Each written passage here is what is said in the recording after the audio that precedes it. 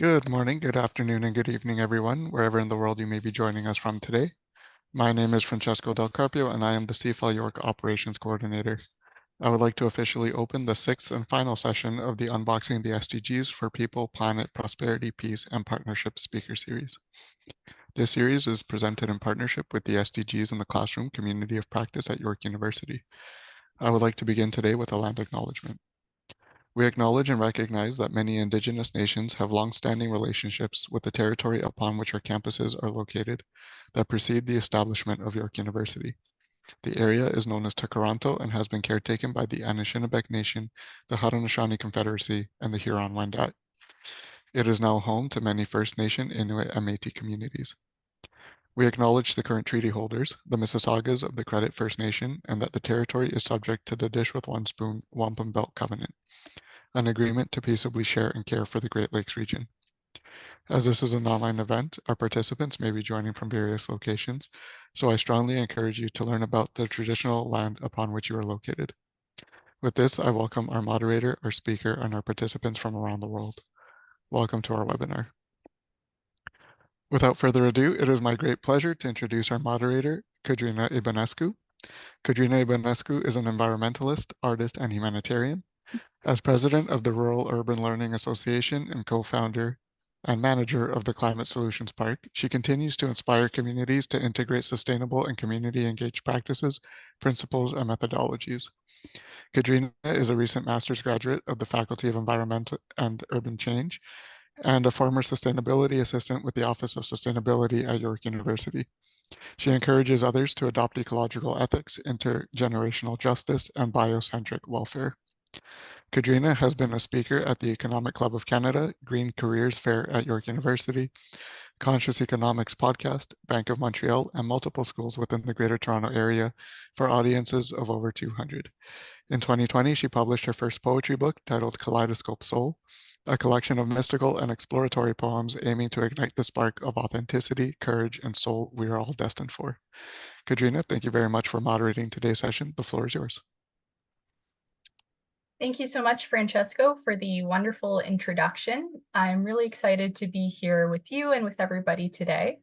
And it is my pleasure and honor to introduce our wonderful speaker, who's a very special guest, Dr. Shital Desai. Dr. Shital Desai is an esteemed associate professor in interaction design at York University School of Arts, Media, Performance, and Design. Is a York Research Chair in Accessible Interaction Design, a training committee vice lead at Connected Minds, and as director, orchestrates the Innovative Social and Technological Systems SATS Lab, supported by the Canadian Foundation for Innovation. With a vibrant career spanning nearly 30 years, her expertise bridges industry and academia, focusing on accessible technologies and services that champion the United Nations Sustainable Development Goals, especially in health and well-being. Her pioneering research efforts are dedicated to creating assistive technologies for vulnerable populations, including seniors and individuals with dementia, utilizing human-centered and systems design methodologies. A committed member of the WHO Dementia Knowledge Exchange, Dr. Desai contributes to strengthening global health policies and care systems. Her work has been recognized with numerous awards, including the NSERC Discovery, CFI, the AMPD Research Award, and the Petro-Canada Young Innovator Award, showcasing her commitment to innovation, to accessible design, and her significant impact on improving lives through design research methods. Dr. Shital Desai will be giving a presentation for our final session of the speaker series titled Life-Centered Futures, Sustainability, Interaction Design, and AI for approximately 40 minutes. At the end of the 40-minute speaking session, we will open up the floor to questions and answers to any participants and close the speaking session. However, as a general housekeeping rule, we kindly ask that you raise your hand or put any questions in the Q&A box, and we will get back to you as soon as possible. We will also be monitoring questions in the chat throughout the presentation. The chat box should be used for introductions and general comments as it will not be monitored. Thank you for joining us today, Dr. Shital Desai. Okay. Thank you very much, Kadrina, for that wonderful introduction. And thank you, Sifal, for this opportunity to give a talk. Um, and this includes a journey teaching at York University since 2019. So I'm going to share my screen, and please let me know if there are any issues seeing my PowerPoint slides. Okay, so you should be seeing my first slide, and let me know if there are any issues. So I'm going to give a talk about how I use design in practice, in my research and design practice, but also in design education. Um, as you're all aware about the Sustainable Development Goals, and we keep hearing about the 17 goals that we are trying to achieve. But we need to always remember that the primary objective of this SDGs is to improve the health and well-being of everyone. So what does health and well-being mean? If you look at those sustainable development goals, they're all in a way connected to each other. And my research and design practice, as Kadrina outlined, it looks at how do we use design to improve the quality of life of everyone. And to achieve that, I use different methods. So design is, it is said to be to have the required resources, infrastructure, and ability to attain those sustainable development goals. But it is very important to remember that design needs to be used properly. So if you don't use those tools and processes properly, it creates a guacamole effect. So if you're not aware of what this guacamole effect is, like if you've been to these fairs and game shows, you try to solve a problem, you come up with an invention, innovation, and it creates new problems. And then you start hitting those problems with new innovations and inventions, which creates new problems. So we want to avoid those problems. And if, just like science and technology, if design tools and processes are not used properly, then it does not solve the problem, but creates new problems. So, for example, design thinking was, when it came into force, like most of you may know what is design thinking, but it was introduced as a design method and a design tool to solve a lot of our societal problems, such as homelessness. And it was very popular in its 50s and 60s, which came into, which is when it was introduced. But over a period of time, design thinking became kind of a hackathon, half-day workshop with sticky notes on the walls, and it lost the main problem that it was trying to address. The main philosophy behind design thinking was that we need to involve people right through the design process. But in those hackathons and one-day, half-day workshops and the sticky notes on the walls, the engagement with people and community was lost somewhere. So in my practice and design education, I use human-centered design approaches and systems design approaches. In human-centered design, it begins with understanding the needs of people, and we prototype, we ideate, we create new solutions, and we evaluate those ideas and prototypes with people who are going to use those technologies, services, and products. But people are not living alone. People live with other people, with other animals, with other systems. So people live in a big, large system, which we call it as a planet. And this planet consists of a number of subsystems. So people are not living alone independently. They are living in connection with these systems. So looking at designing for people from a systemic approach means treating our systems like an iceberg, where you start seeing something which is events, which are very superficial. So when we start seeing things happening in our systems, now are these things which are happening, which you are seeing around you, such as homelessness? Is it just one-off event, or you're seeing a pattern of increase in homelessness in our system? Should we, oh, I have a question. Sorry, I'm going to pause here to see. Yes, Kadrina. Hi, so we do have a question from Isaac Aguirre. Yes. Isaac, do you want to ask the question? If you want to unmute yourself.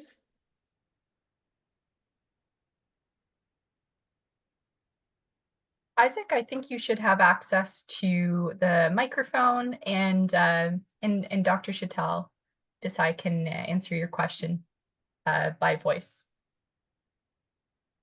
Yeah, hello. Hello. Yeah. Good evening. Sorry, can you repeat that? Hello. Can you hear me? Yeah, I can hear you now. Yes. So what are the strategy that we can use to put in place to achieve a sustainable development? The strategy. I want to know the strategy that we can use, you can put in place to achieve a sustainable development goal. That is my question. Okay.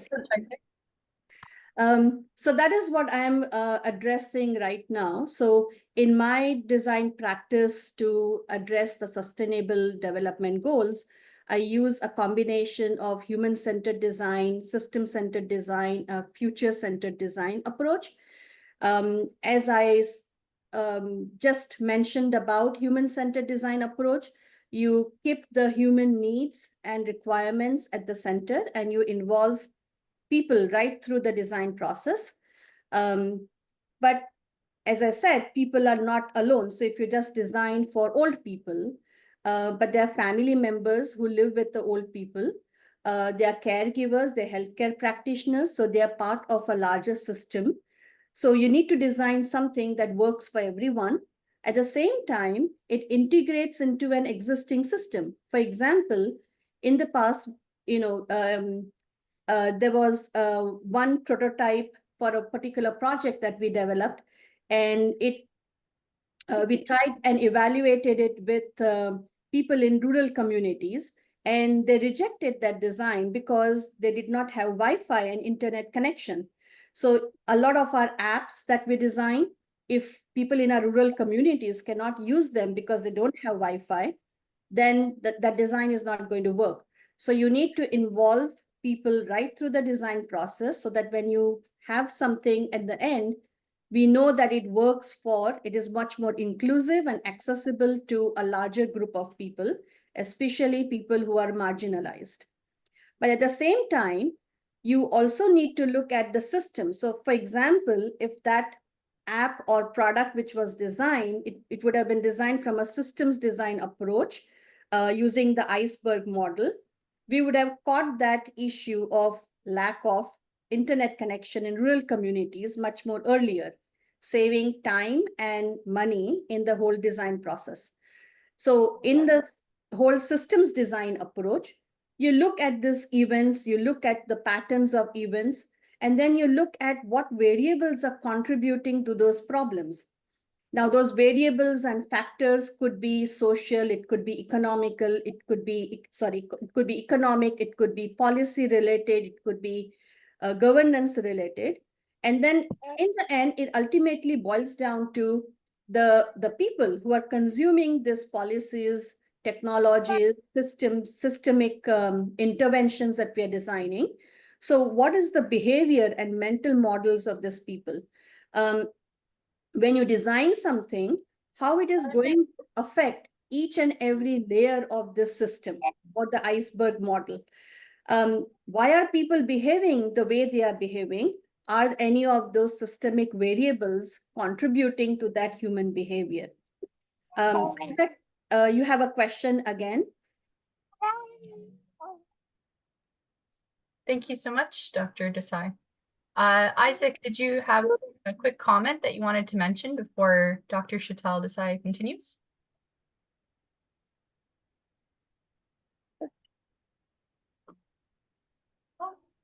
I think the Yeah, hello. okay. Yeah, hello. Hello. Yeah, we can hear you. Yes, I've gotten her perfectly. I've really understood your explanation. So thank you very much. We are still listening to you and watching you. Thank you so much, Isaac, and thank you, Dr. Shital Desai. Thank you, Isaac. The third approach I use is called futures design approach. So in this approach, what we do is, so this is Mindwell. It is not forecasting. So it is not about predicting the future.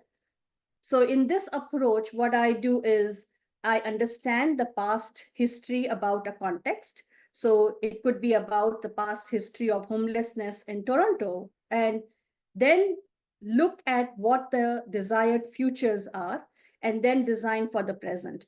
So when you use this approach, you design something for today, which takes into account the historical background of a particular geography, about the people who live in, about the other infrastructure and resources that exist in the system. And you make sure that this does not create that guacamole effect, that this design, what I'm coming up with today, is not going to destroy the future of our planet. So we need to use a combination of this human-centered design, systems design, futures design approaches. Instead of doing a sticky notes on the walls, um, design sprints, the different names for it, like workshops, which are very common. In the name of co-creation, there is a lot of work being done. I'm going to address the co-creation, co-design as well, as to how this is misrepresented in the whole design process. So over the last few years, I've designed a number of courses to address sustainable development goals. And you can see, like, I've used different frameworks. So it started off with using just human-centered design framework. Then some of the courses I have experimented using human-centered and system-centered design. But I'm also applying the same frameworks in different courses. And I'm going to go through some case studies of some of these courses, just to show you that, how the outputs or outcomes change depending upon how these frameworks are applied in a different context and in different disciplines. And in the coming fall, I'm teaching a new course called Life-Centered Design, Life-Centered Futures, where I'm going to apply all three frameworks together, for which I'm developing tools and processes to help engage with the community and engage designers amongst themselves. So what do we need to apply these frameworks in our classrooms? First and foremost thing is that, as I mentioned, we don't need to engage only with designers. So our students, they need to understand how to engage with the community members. So when I say community members, these are the people who are going to consume the design, products, services, technologies. There are some initiatives across the globe where people are, involving partners in the, like community partners, industry partners, in the project, in the classroom projects. But what happens in those cases is that students only engage with those partners. They never get the perspective of people who are actually going to use those policies and products and whatever is being designed. So students need to understand how to co-create and co-design with the people. They need to understand systemic issues around accessibility, affordability. They need to learn how to generate empathy and not sympathy for the people.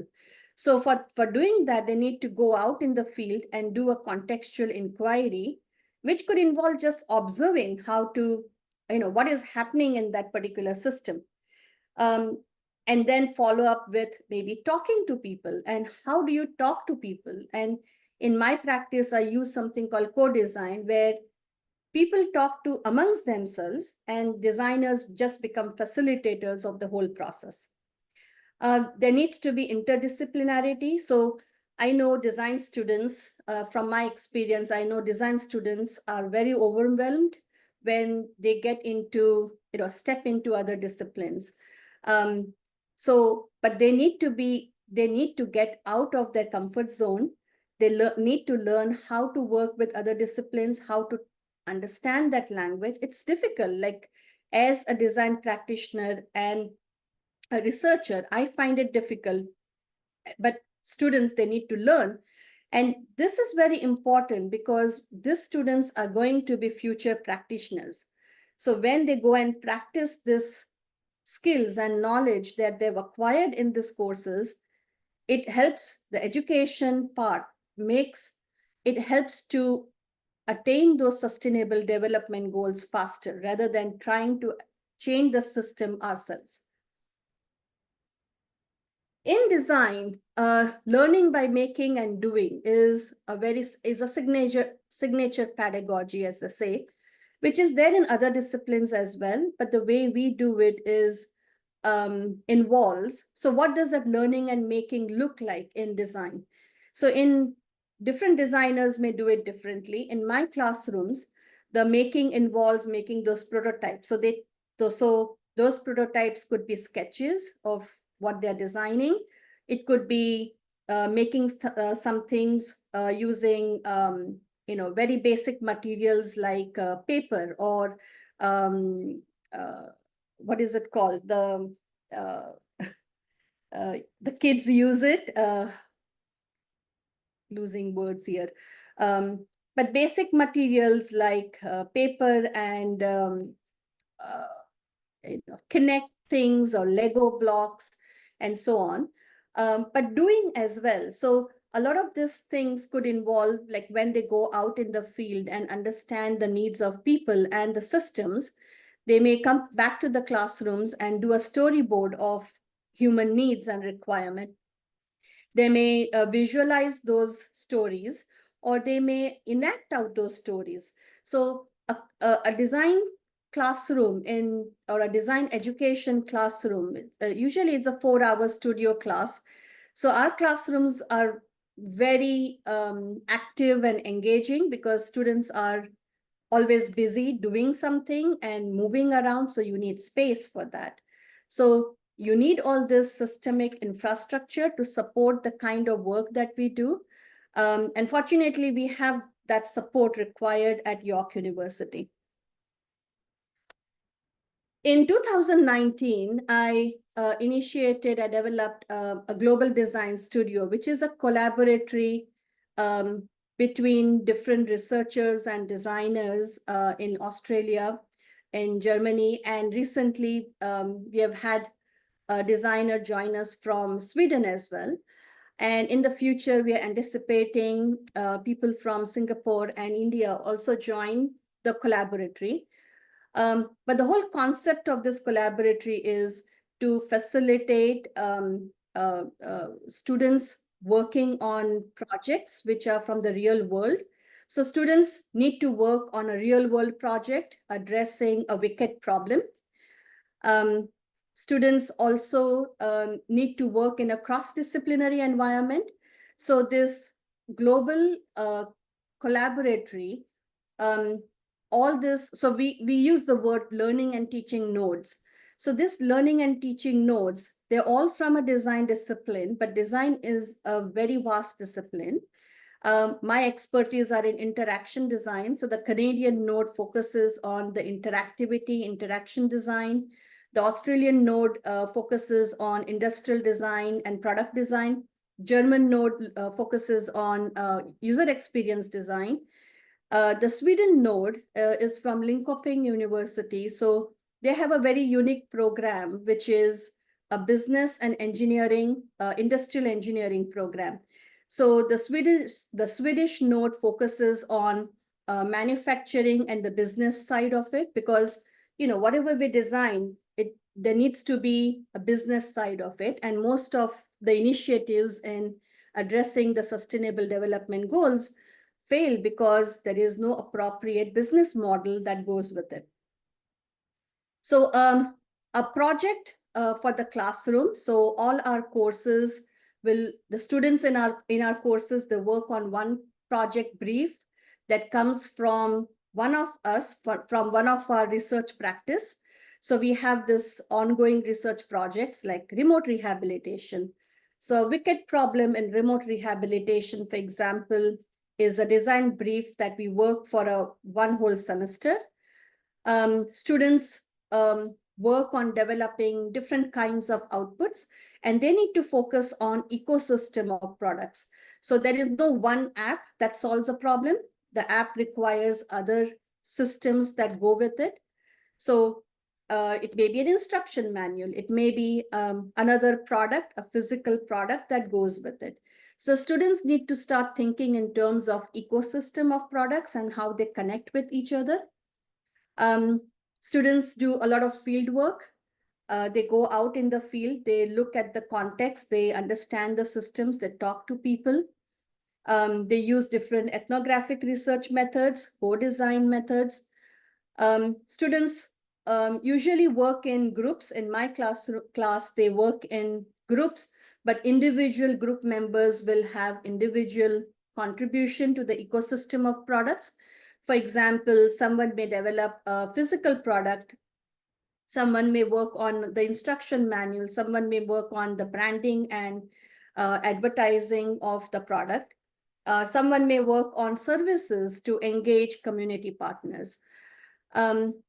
Engaging with the actual stakeholders in addition to partners is very important. So each of these learning and teaching nodes will have local partners as well, which may or may not. So there may be a direct affiliation to the community groups, or the students may engage with the community groups through the local partners. And there are local resources. So there are some common resources, such as a design brief that comes from all of us, each of the learning and teaching nodes. But each of these nodes will also develop their own resources, such as guest lectures or video recordings or tools or process works. So in design, and I'll show you how the process tools look like. So we all develop these process tools, which we share with each other. So we can use this in our own classes. So this collaboratory was very useful during disruptions and interruptions during COVID pandemic. But also the other, labor disputes that usually come up, and we have to move to online teaching. How do we teach studio classes, which involve making and doing in an online format? So the collaboratory was very useful in terms of how can students do making and doing sitting at home in an online session. We also work collaboratively on, okay, what does the graded items look like? So it's a very unique coursework. So there are two main outputs from my course. So students have two main deliverables. One is like around week 5, week 6, they have a proposal or a report. And the final project submission involves tangible physical prototypes that they have to submit. Reflection is very important because the whole design process is very iterative. So how can students find it very difficult to reflect on their process work and the project itself. So what does reflection mean is very difficult for students to understand. So teaching students how to reflect on their work, on the consequences of their work, is very important.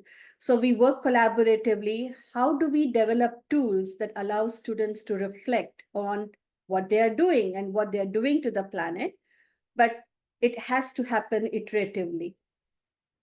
So this global design studio model that we have developed, it was funded by the Globally Network Learning at York University.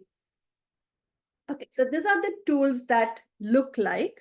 So I know there is a question. I'm just going to finish my thought process here, and then I'm going to take that question.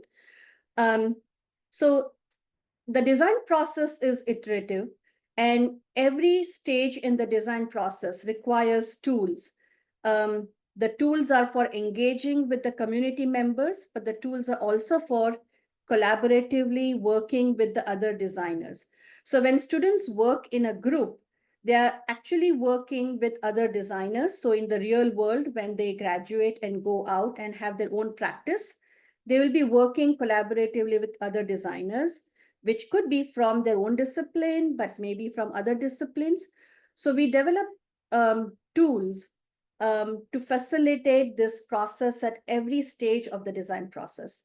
So through the AIF funding at different stages in the past few years, I have developed systems design tools and futures design tools that go with the human-centered design tools that I've developed in my research practice. And these are the process tools that I use in my course, different courses.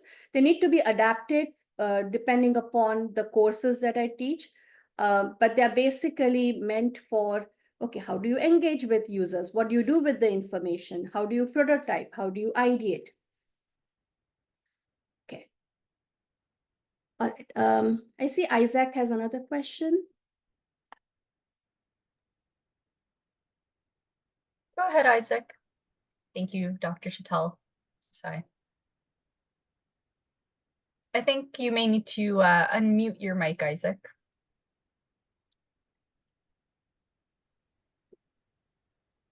Can you hear me? Yep, we can hear you. Yeah. Thank you. Yes. I'm from Ghana, Africa. Awesome. Thank you for joining us. Yeah. In fact, the program is very, very educative. The program is very, very, very educative. I have a student, I've been teaching them in a practical way in classroom. So my question is, after teaching everything and they fail to apply, what method should I use to teach them again? Assuming that they have done a group discussion, a group work, they are supposed to make impact. They are supposed to go and work out of it. And maybe there's a problem there in terms of finances. What would be the best way to achieve it? Yeah. So let me know if I've not got the question right. But I think what you're trying to ask is, okay, how do we get students to how do we get them to do what they are supposed to do? Am I correct? To do, yes. Yeah. Yes. So they never get it right. So because they have everything is new to them, so they're never going to get it right. They will be overwhelmed. What has worked for me is having weekly discussions. So in design, we use the word critic, and students usually don't like the word critic because it seems like, oh, we are going to be critical of them. So we have this brainstorming session. So they like the word brainstorming. So there are different types of brainstorming sessions that we have. One is the sessions that happen with me. The other sessions, they happen amongst themselves. So peer discussions are very important. So you need to facilitate. So once the tools that I've talked about, those tools help the students to have this peer discussions and reflections amongst themselves. They also have discussions with the partners, the local partners. They visit the classroom and the students have discussions with them. The problem, what happens is they get all this different, they have all this information from different discussions they have. Now, how do they decide? How do they filter out this information and come up with a solution, right? So for example, when they get information about the system, it's so much information. So I use something called affinity mapping, which allows students to, develop themes from that information, and then it allows them to put in information in context, and then they perform ideation on those themes that have been developed. Does that make sense? So having these discussions or critics with students and regular critiques with students in different formats, getting them to reflect on the whole process. So the reflection has to be, no, not that like, I like this, I don't like this, but the reflection needs to be more qualitative, informing the work rather than just saying, I like it, like, not being very judgmental about their work. There is no process. Reflection is not equal to judging your work. Have we lost Isaac? No, I think the question, I think the hand was lowered. Okay. The screen disappeared, but thank you so much, Isaac, for the question, and Dr. Desai for the very informative response. Yeah, yeah, and thanks for asking that question. It's difficult. Students are always very overwhelmed, so there is a lot of hand-holding required. But towards the end of the semester, they become so confident in the whole process, and what they see, what they've achieved is, and I'm going to talk about those case studies, which I was mentioning. So this is one of the first projects or one of the first courses that I taught around designing for human interaction. So here the global partner was a hospital in Australia, and the idea was to design something, and different learning and teaching units design different things. And you will see how different disciplines come up with different solutions. And even from the same discipline, same students will come up with different solutions.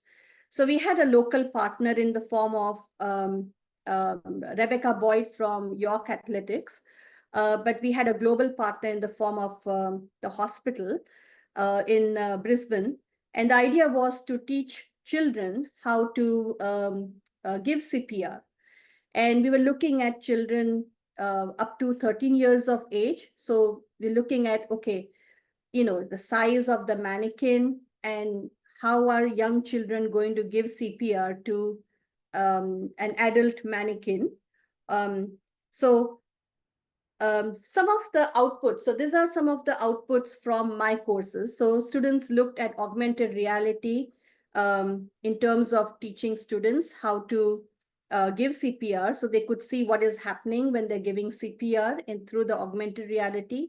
Some students looked at tangible physical outputs with prompts on it, like LEDs, vibrations, and haptic feedback.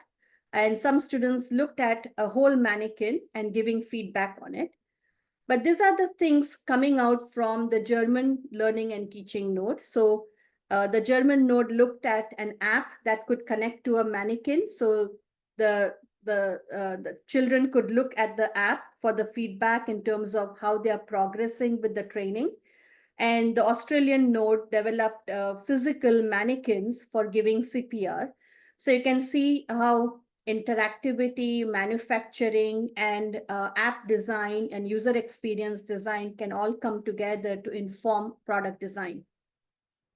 This is another example of how there is an app connecting to a product and interactivity. So 3 disciplines of design could come up with different solutions to address the same problem. Another course that I taught in the same course, but in a different year, here we were looking at remote rehabilitation for stroke patients once they leave the hospital. And what we have found in our research work is that once, especially people who live in rural communities, don't have access to rehabilitation services for various reasons. The kind of outputs that we saw was like, in my class, students designed activities and also tools to carry out those activities. This project or this group of students, they received an award for this particular project, and this also informed a project in the C4 capstone class at York University, where a group of students took this project forward. Last year, in a different discipline, I was on a secondment. I have been on a secondment to Department of Computational Arts, and students in the physical computing class, they looked at remote rehabilitation for athletes who have an injury and they're trying to get back to sporting activities. So this project was in partnership with York Athletics and community and home assistance to seniors. So we were looking at athletes, not only young adults and adults, but also looking at seniors who are athletes. These are some of the outputs. So students develop something, the physical computing. So is embedded in an exercise stick. There was a student group who looked at rehabilitation of the foot. And there was a group who looked at rehabilitation of volleyball players who have injured their hand. And they looked at wearable devices which could inform, which could help with remote rehabilitation and in their homes. Now, these devices were all connected to healthcare practitioners through apps and looking at ecosystem of devices. So how will health practitioners know how the patient is progressing? And how would the patients know that they're doing well in the rehabilitation process? There was another course where we looked at systems or systems design approaches. And so this is where I use systems design and futures design approaches.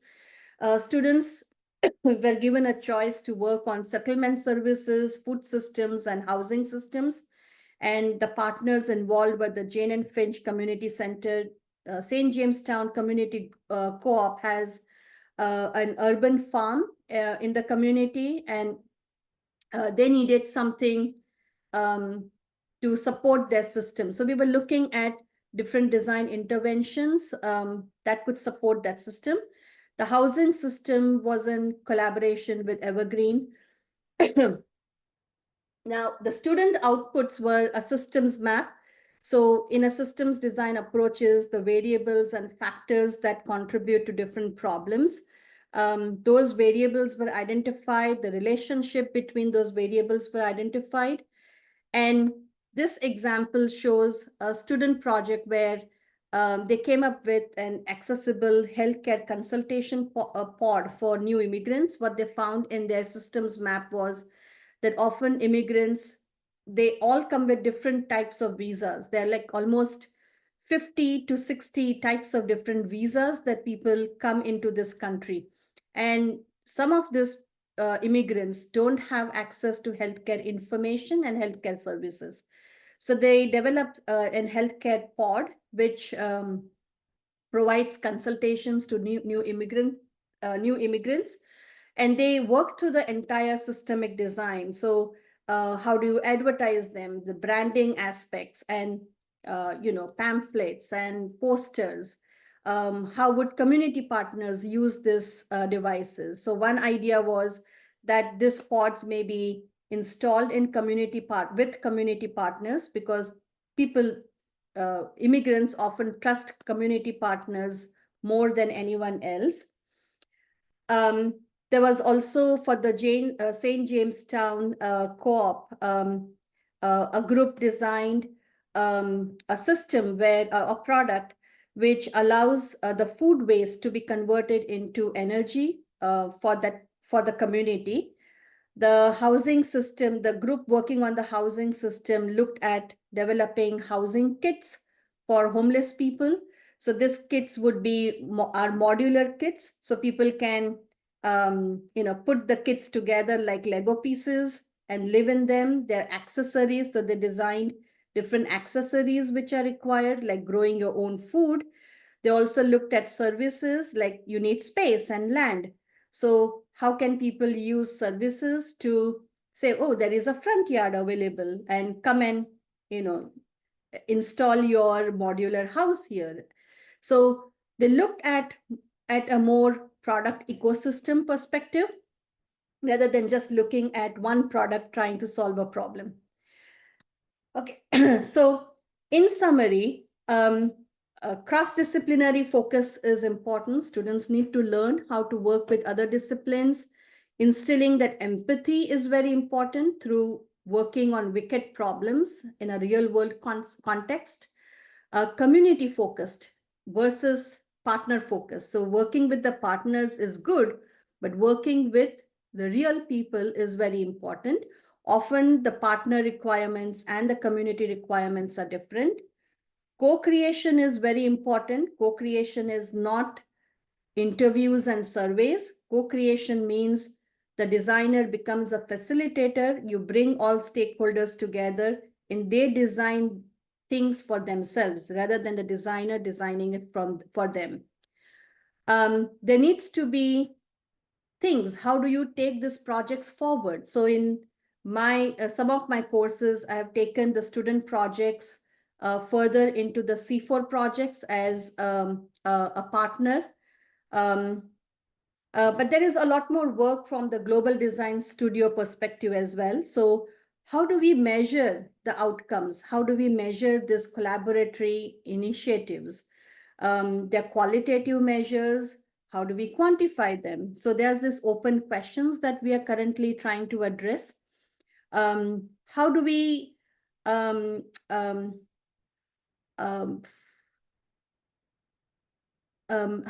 do we get students to look at other nodes? So right now we use something called Padlet, where all the learning and teaching nodes, they put up the students' work on the Padlet and students can look at each other's work. But our semesters are at different times. So my semester teaching happens first in Canada, but the German semester happens at a different time. So students, once they finish their semester work, they lose interest in the course. They move on and they often don't look at what other students have done in other learning and teaching nodes. And the Canadian students feel left out because they are the first ones to finish the course. But the German students can see what the Canadian students have done. So there needs to be a better loop in which how things inform each other. So on that note, I'm going to stop here and see if there are any questions. Thank you very much. Amazing. Thank you so much, Dr. Shital Desai. We're going to open the floor now to any questions. I do see that Abdul Rashid Wampini Al Hassan has his hand up. Okay, thank you very much. I think this is can you hear me? Yeah, we can hear you. Thank you. Perfect. So I think this is a great design. This is a great presentation to me. Anyway, my name is Abdul Rashid. I'm from Ghana, and I'm so much happy and to be here. And also, I also work within and around the SDGs, especially on climate change and that of renewable energy and WASH. So with regards to this is really something that that's a strategy that we use in ensuring participation in our project. So I'm really interested in getting to see how maybe possible we can collaborate in more discussions or in more ways we can let other people or other stakeholders, that is CSOs, government institutions, get to see the need for design thinking and human-centered design thinking in their operation and work. So thank you very much, Desai, for this wonderful presentation. And I'm so much grateful to be here. Thank you. Thank you very much, Abdul. Good you raised that point. So there are other projects I do in my lab with global health researchers, where I'm using human-centered design, systems design, futures design frameworks to address some of, so one of them is like water sanitation projects, but also looking at antimicrobial resistance from a global health perspective. So yes, there is a possibility, but if Francisco is going to share my slides with you, with everyone, and my email address is on those slides, but I'll put my email address in the chat as well. So please get in touch with me. I'm always happy to collaborate with people on different projects. Thank you very much, Desai. I think you mentioned something. I'm currently working on a project on microplastic in water and in wash systems. So, and also the how do we use this human-centered approach to in dealing with issues related to plastics and also microplastics in wash-related activities and that of agriculture. So maybe possible I will be sending you an email for possible discussions on other ways we can collaborate. I really appreciate it a lot. Yeah, thank you very much. I look forward to that email. Yeah, it's wonderful. Thank you so much for joining us, Abdul. And I will check the chat now. I think there aren't any more questions right now. If you do have any questions, please feel free to raise your hand or to put it in the Q&A box directly. And so I'd like to ask you myself, Dr. Shital Desai, what role do emerging technologies play in giving agency to vulnerable populations? And as a follow-up question, where do you believe empathy fits into this, and what impact would that have? Okay, so let's start with the first question, and it may probably answer your second question. So yes, technologies are important, emerging tech. So I have a project funded by NSERC, which looks at mixed reality technologies and generative AI in supporting people with dementia. So in my work, in my research and design practice, I treat technologies like any other tool, which is like a hammer, for example. If you use your hammer incorrectly, it is going to cause a lot of problems. So similarly, this emerging technologies, if you don't use them properly or don't design them properly for a proper context, it creates new problems. For example, we need to, so when we do that empathy process, so empathy is not just, reading about people or knowing about people. The empathy process takes a lot of time. You need to go and observe people, but observation is only going to give you very superficial information.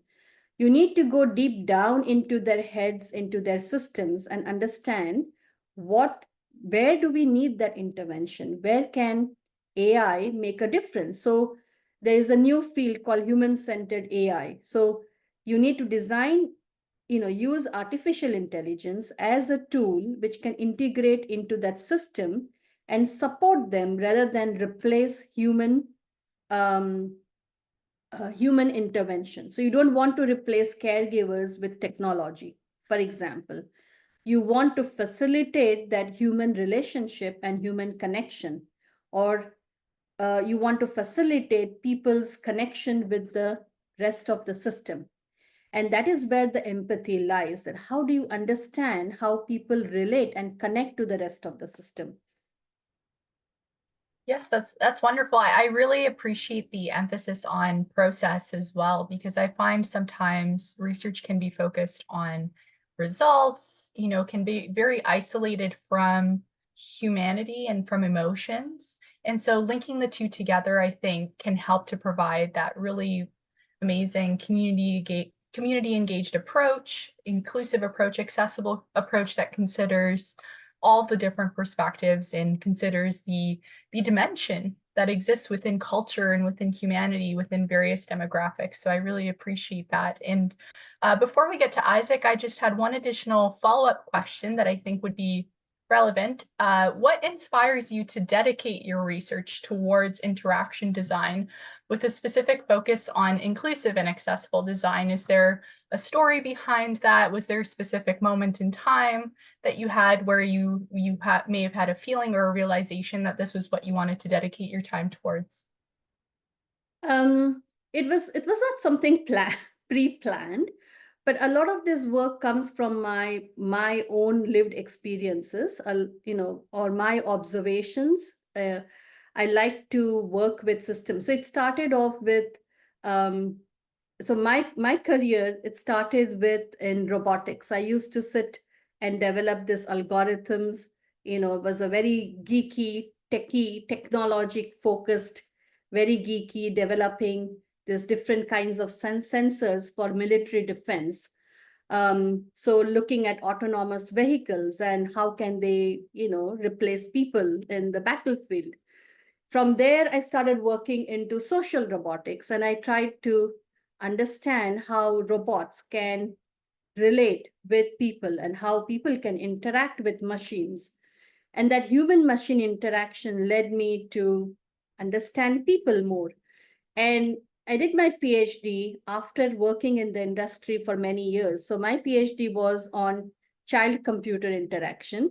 And it was inspired by looking at my young daughter who was growing up. And I was spending so much time as a young mother looking at my daughter and how she was engaging with technology and different toys and products. So my PhD was inspired by looking at my own daughter, how she was interacting with the world. And I got into child-computer interaction. And then I started looking into the other extreme of the scale, the demographic scale, looking at seniors. And the more I worked with people and engaged with communities, I saw a lot of things that resonates with me. It could be women's health. So we're looking at women are experiencing more loneliness and cardiovascular disease more than other genders. And why is it so? So, then how can technology, services, products, and how can design in general support this community? So it comes always from my personal experiences and lived experiences, some of them, but also my personal observations of people around me. My parents are growing old, and I see a lot of things. Some are cultural, some are age related, some are that systems are not meant for them, right? That's really wonderful. I love the intergenerationality that's embedded in the work and the process and in the thoughtfulness of everything. I do see that there's one more question. I also am aware that there's only 2 minutes left. So Isaac, I think it might be best if you email Dr. Shital Desai directly with the additional question that you have. And I'm going to hand it over to Francesco for concluding thoughts. Just before that, I just wanted to say thank you for joining us today, Dr. Shital Desai, and for inspiring us to continue to incorporate inclusive, accessible, and sustainable design into everything that we do, both in our research and in our life. So we really appreciate you having you here, and thank you as well to our wonderful audience. You've been so engaging in your participation. Thank you for staying here with us.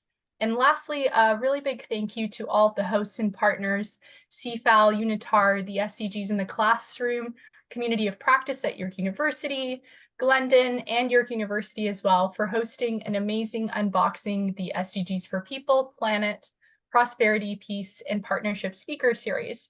We really hope to see you here again next time, and I'll pass it over to Francesco. Thank you very much. Yeah, I just want to quickly echo your thanks. Thank you, Kadrina, for moderating today's session. Thank you, Dr. Desai, for that great presentation. And thank you to everyone in the audience for participating and joining us today for today's final session. So just and thank you as well to our partners on this session, the SDGs in the classroom community of practice at York University. So thank you to Sandra Peniston and Tracy Bula and Dr. Carolyn Steele, who are all part of that project and who were partners on this series and organizing and helping us find speakers. So with that, I just want to remind everyone that these sessions are recorded and put on our YouTube channel. So if you would like to go back and see any of the sessions throughout this whole series or this session in particular, you can find that on our YouTube channel, which I am putting in the chat right now. Yeah, and we always have more ongoing and new speaker series starting up. So if you'd like to follow CFAL York and see what we're up to, you can find us on LinkedIn and on Instagram, which I've also shared in the chat. So yeah, with that, just one last big thank you to everybody. This was a great series, and thank you so much, Dr. Desai, again for being here and for wrapping up the series so nicely with your presentation. Thank you very much. Thank you very much, everyone, for attending. But thank you, Kadrina, for moderating the session, and Francisco for the opportunity. Thank you, everyone. Thank you.